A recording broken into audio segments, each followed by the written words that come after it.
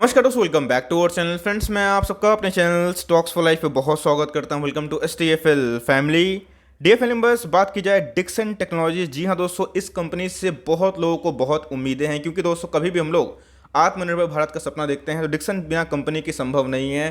तो गाइस, कल के दिन इनके आए थे Q1 के नंबर्स की बात की जाए थोड़े से वीक हमें देखने को मिल रहे थे और एस्टिमेट को बीट नहीं कर पाए थे। तो जी हाँ दोस्तों, हमें जो रणनीति है क्या बनानी है, डिक्सन की बात की जाए तो ये STFL का टॉपिक है फॉर लॉन्ग टर्म। तो जी हाँ दोस्तों, क्या इधर पे एक प्रॉफिट बुकिंग आ सकती है आने वाले कल में। आज आपने देखा होगा कि मार्केट थोड़ा सा वीक था और गाइस कल के दिन ही मैंने आपको बताया था कि मार्केट में वीकनेस रह सकती है, बिकॉज बाजार को एक झटका लग सकता है, क्योंकि IMF की बात की जाए तो उन्होंने जो इंडिया का ग्रोथ पोजीशन था दोस्तों, उसको लेके एक बड़ी कमेंट्री की थी। मैंने आपको बहुत ही पहले अलर्ट किया था। तो गाइस आज शॉर्टर्स कर दिया था। ऑल्दो अच्छी बात तो ये है कि निफ्टी अपने बॉटम से रिकवर कर दिया, लेकिन इसी बीच में गाइस डिक्सन की अगर बात की जाए तो कारोबारी कंडीशन क्या रही है और इनके जो पोस्ट Q1 के नंबर्स के बाद हमें रणनीति क्या बनानी है। क्या प्रॉफिट पे बहुत ज़्यादा तो बुक कर लें, या फिर फ्रेश एंट्री का दाव होता है, या फिर इसको कंटिन्यू कर सकते हैं। मैं दोस्तों अपना अनबायस्ड ओपिनियन शेयर करूंगा। ऑल्दो मैं वेट कर रहा हूँ कि जो बड़े बड़े एनालिस्ट हैं उनकी क्या कमेंट्री आ रही है। अभी तक दोस्तों ऐसा कुछ कमेंट्री नहीं आई है, लेकिन टेक्निकल चार्ट पे क्या पॉसिबिलिटी है ये बताने की मैं कोशिश करूंगा और आपको प्रॉपर गाइडेंस देने की कोशिश करूंगा। चैनल फर्स्ट टाइम होंगे, सब्सक्राइब कर सकते हैं इस तरह क्वालिटी कंटेंट को सबसे पहले एक्सेस करने के लिए। Now without delaying any for time, let's begin. जैसे मैंने बताया, डिक्सन से बहुत लोगों को बहुत उम्मीदें हैं दोस्तों। ये 20,000 का स्टॉक हमें देखने को मिला था। अगर आप देखें दोस्तों तो आज एज एक्सपेक्टेड एक गैप डाउन ओपनिंग की उम्मीद थी और वही हुआ। अगर आप देखें जो प्रीवियस क्लोज था 4500 के आसपास था, उसके बाद दोस्तों हमें 3% के आसपास एक गैप डाउन ओपनिंग हमें देखने को मिलती है। उसके अगर आप देखें तो गाइस ये ऊपर जाने की कोशिश नहीं कर रहा है। इसका मतलब अभी भी गाइस आने वाले कल में शायद सेलिंग प्रेशर हमें देखने को मिले। तो जी हाँ दोस्तों, बिकॉज अगर आप देखें तो मूवमेंट मोरलेस फ्लैट देखने को मिल रहा था। इसका मतलब बायर्स उतने उत्तेजित नहीं थे और ये दोस्तों एक नेगेटिव साइन है शॉर्ट टर्म के लिए, लॉन्ग टर्म के लिए ऐसा कुछ पैनिक वाली बात नहीं है। लेकिन यस, ये जो चार्ट अगर आप देखें तो इधर पे गाइस हमें थोड़ी सी सेलिंग प्रेशर आज हमें देखने को मिली है। अगर आप देखें तो डिक्सन बहुत ही शानदार कंपनी है और देखें दोस्तों तो जनवरी के महीने से इसने 60% से ऊपर रिटर्न डिलीवर किया है। इस डिक्सन की बात की जाए तो जी हाँ दोस्तों, नंबर्स की बात की जाए to be very honest, yes ये हमारा टॉपिक हो या फिर ना हो, लेकिन नंबर्स थोड़े से कहीं ना कहीं डिसअपॉइंटिंग थे। इनके मार्जिन्स में दोस्तों थोड़ा सा डेंट हमें देखने को मिला था, लेकिन यस जो कमेंट्री मैंने गाइडेंस को लेकर देखी है वो काफ़ी हद तक इंप्रूव्ड होता हुआ देखने को मिल रहा है। और आने वाले 2022 से लेकर 2025 तक दोस्तों ये डिक्सन कुछ कमाल कर सकती है, बिकॉज इनको बहुत सारे कॉन्ट्रैक्ट्स मिल रहे हैं और इसका जो इम्पैक्ट होने वाला है आपको आने वाले कल में ही समझ में आएगा। तो अगर आप देखें तो डिक्सन ने मैसिव पैसे बना के दिए हैं और इनका जो साल था 2019-20 ये दोस्तों गेम चेंजर था, बिकॉज इसके बाद ही डिक्सन एक आइडेंटिफाइड कंपनी हुई थी और जो चाइना का टेंशन था उसको लेके मार्केट में दोस्तों डिक्सन को बहुत ज़्यादा प्रमोशन मिला। ऑल्दो वैल्यूएशन थोड़े महंगे हैं, लेकिन यस आने वाले कल में जिस हिसाब से गवर्नमेंट का सपोर्ट है PLI स्कीम के अंतर्गत, अगर ये कंटिन्यू होता है तो जी हाँ दोस्तों डिक्सन एक नया झंडा गाड़ सकता है। अब दोस्तों प्रॉब्लम वाली बात कहाँ पे है और इनके मार्जिन कैसे इंप्रूव हो सकते हैं। बस अगर आपने कहीं नंबर पढ़ा होगा तो जी हाँ, जून क्वार्टर से अगर आप देखें तो इनके जो प्रॉफिट है उसमें 1000% का जंप हमें देखने को मिला। तो अगर आप देखें तो पहले दोस्तों जो प्रॉफिट थे वो 1.5 करोड़ के आसपास थे, उसके बाद ये 18 करोड़ हो चुके थे, फिर भी दोस्तों ये एस्टिमेट को मीट नहीं कर पाया। कि साफ वजह यही थी गाइस कि आपको पता है कि इस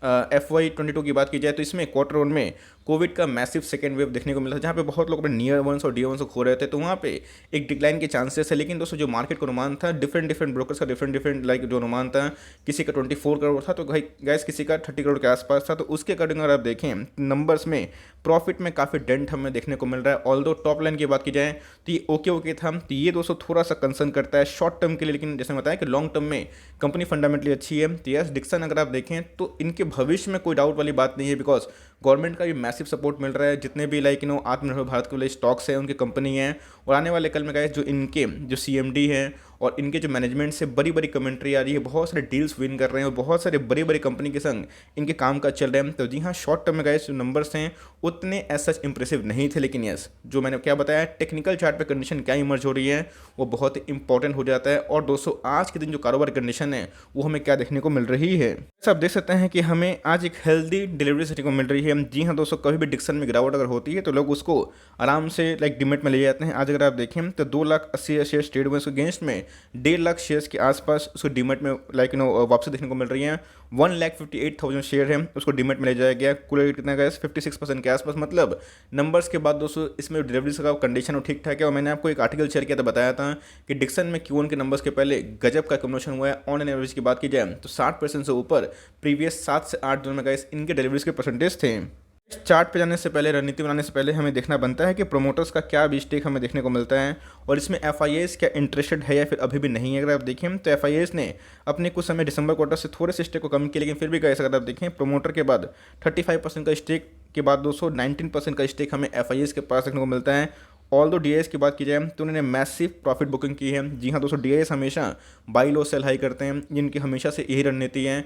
मार्केट को दोस्तों जब क्रैश हुआ था तो उधर पे जब एफआईएस निकले थे तो भाई उधर पे सपोर्ट डीआईएस ने किया था और दोस्तों ये होते रहता है। लेकिन यस, डीआईएस ने मैसिव प्रॉफिट बुकिंग की है, इस बात को ध्यान रखिएगा। ऑल दो अगर पब्लिक की बात की जाए तो पब्लिक के पास भी अच्छा खासा हेल्दी स्टेक है 35% के आसपास। तो ये दोस्तों अगर आप शेयर होल्डर पैटर्न की बात की जाए तो यस, अभी भी दोस्तों एफआईएस को इस कंपनी में भरोसा दिखाई दे रहे हैं। स्टॉक प्राइस के बारे में दोस्तों डिस्कस करें, एक साल लो की बात की जाए 1400 के आसपास था। हाई की बात की जाए तो अभी रिसेंटली गाइस इसने 4735 के आसपास हाई लगाता हुआ देखने को मिल रहा है। उसके बाद अगर आप देखें तो 300 रुपये डिस्काउंट में अभी अवेलेबल है।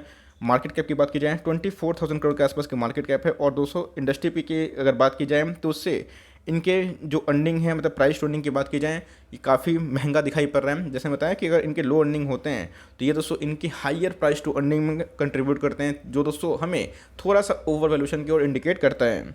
कंपनी के पास कितना रिजर्व सरप्लस है देखना बनता है। तो गैस कंपनी के पास 725 करोड़ के आसपास रिजर्व सरप्लस है, पहले से थोड़ा बढ़ता हुआ दिखाई पड़ रहा है। इसी के बारे में डिस्कस कर रहा था। यस दोस्तों, एक दो bad quarter dozen like signify कि भाई वो कंपनी खराब हो गई। इसके पहले डिक्सन बहुत ज़्यादा भाग रहा था क्योंकि इनके प्रॉफिट मल्टीपल टाइम्स बढ़ रहे थे और उसके बाद स्प्लिट की न्यूज़। लेकिन यस, ध्यान रखिएगा आने वाले क्वार्टर में गाइस सिर्फ हवाबाजी से नहीं होता है, इनको प्रॉफिट भी पोस्ट करना पड़ेगा।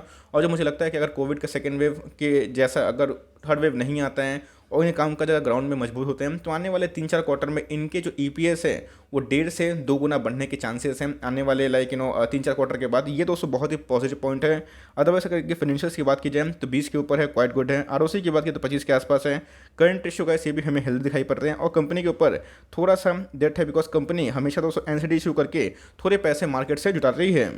अब डिक्सन को सपोर्ट कहाँ मिलेगा, ये बहुत ही इंपॉर्टेंट क्वेश्चन है। ये दोस्तों वीडियो का फाइनल कंक्लूजन है कि हमें करना क्या है। दोस्तों अगर आप टॉप पे लिए हुए हैं तो इसको बेचने की गलती तो मत करिएगा, बिकॉज अगर आप इसको होल्डिंग कैपेसिटी रखते हैं, आने वाले सोचते हैं कि 5 साल एटलीस्ट होल्ड करेंगे, तो मुझे लगता है कि डिक्सन एक नया सितारा बन के उमड़ सकता है अगर गवर्नमेंट का ऐसे ही सपोर्ट रहा और गवर्नमेंट आत्मनिर्भर भारत को सीरियसली लेते रही। तो अगर आप देखें तो आज के दिन गाइस इसने बॉलिंजर बैंड के लोअर बैंड को हिट कर दिया है, जो अपने आप में ही अगर आप देखें तो थोड़ी सी वीकनेस को डिमॉन्स्ट्रेट कर रहा है। ऑल्दो थोड़ी सी प्राइस आज गिर चुकी थी, उसकी थोड़ी रिकवरी हुई है, आप वीक देख सकते हैं। लेकिन अगर आप आरएसआई कंडीशन देखें तो थोड़ी वीकनेस देखने को मिल रही है 43 के आसपास। और मेरे हिसाब से गाइस फ्रेश एंट्री के लिए आप थोड़ा वेट कर सकते हैं। ऐसा मैं क्यों बोल रहा हूँ, प्राइस से ओके हैं देन दोस्तों you can take a call. लेकिन मुझे ऐसा लगता है कि अगर जो बॉलिंजर बैंड के अभी की कंडीशन है और मार्केट में थोड़ा सेलिंग प्रेशर रहा, जैसे बताया कि जो इवेंट का बड़ा एक खेल था वो खत्म हो चुका है और इसके बाद बड़ी बड़ी कमेंट्री आ रही, इसका मैं वेट कर रहा हूँ। अगर वो आती है पॉजिटिव तो हो सकता है कि थोड़ी मोड़ी उछाल देखने को मिले। लेकिन दोस्तों मुझे लगता है कि ये एक छोटी सी कोशिश कर सकता है 5% डिक्लाइन करने का, तो वहाँ पे गाइस मुझे लगता है